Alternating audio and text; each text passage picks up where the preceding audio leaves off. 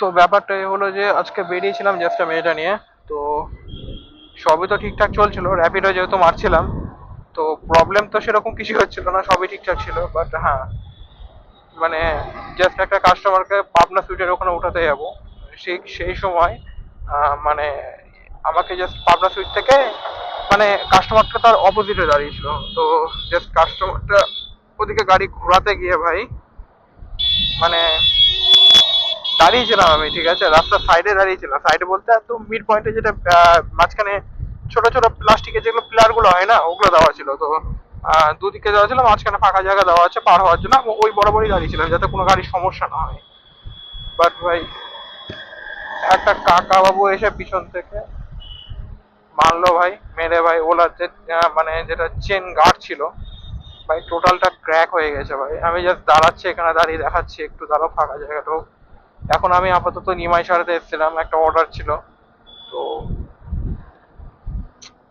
Mood মাইন্ডই খারাপ হয়ে গেল ভাই। যাক, কিছু করার নাই, আর কি বলতে যাবো। এবার লাস্টের দিকে আমি বলছিলাম যে টাকা দিন, আপনি এটা ক্ষতি করেছেন। তো তারপরে দোষ স্বীকার যেহেতু করে নিল, ছবিটা আমি দিয়ে দেবো, ঠিক আছে, জাস্ট ওটা। আর যেটা ক্র্যাক হয়েছে আমি দেখাচ্ছি, ওটা একটু দাঁড়াও সাইডে। তো যখন দোষ স্বীকার করলো, আর আমি কোম্পানিতে ফোন করলাম, তো বললো যে এটা নাকি ইন্স্যুরেন্সে ক্লেম হয়ে যাবে, এটা কোনো প্রবলেম না। তো আপাতত যখন হয়ে যাবে তো কোনো ব্যাপার না, তাহলে জাস্ট করিয়ে দিই। আর কি করবো, লোকের কাছ থেকে ফালতু ফালতু টাকা নিয়ে। তো ওই জন্য আমি বললাম ঠিক আছে ছেড়ে দিন, জাস্ট ফেভিকুইক নিয়ে নিয়েছি আমি, যেহেতু পাশ থেকে মানে এটাও নিতাম না, আমি কিনে নিতে পারতাম, তবে নিলাম যেহেতু, আমি ফেভিকুইক তাহলে কিনে দিন একটা। তো উনি কিনে দিলেন, আমিও না করলাম না। তো এটাই হলো ব্যাপার। আর আপাতত সাটিয়ে নেবো, যেহেতু 5 থেকে 6 দিন বা 7 দিনের মতো লাগবে টোটালটা আসতে।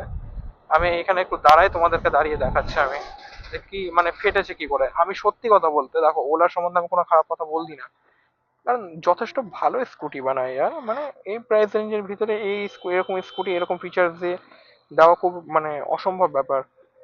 তো ব্যাপারটা হলো যে, দেখতে পাচ্ছ কি এখানে, এই দেখো, এখানে টোটাল জিনিসটা না ক্র্যাক হয়ে আছে এখানে, এই যে এটা ভেঙে গেছে এটা টোটালটা। তো এখানে লুচপুচো করছে। এবার এখানে এইটুকু জিনিসের দাম 1200 টাকা সামথিং বলছিল আমাকে।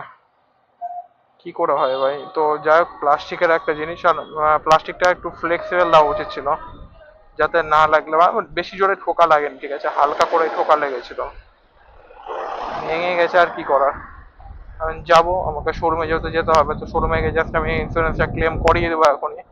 আর ওখানে বসে আমি মানে ফেভিকুইক দিয়ে দেবো। আর একটা জিনিস যেটা প্রবলেম হচ্ছে, সেটা হলো যে সিট আছে, সিটে যে What the- কি পড়লো চাকার নিচে? হ্যাঁ,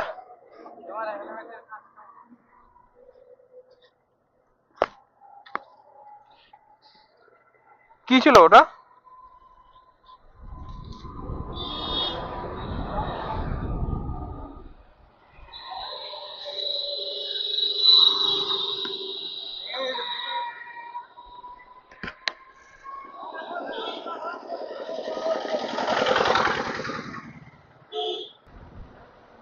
ওটা কি কোনো লাইট ছিল নাকি? ও কোনো লাইট ছিল?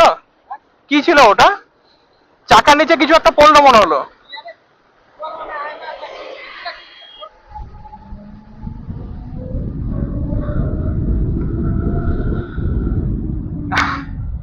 ভাই আজকের দিনটা খারাপ হয়েছে।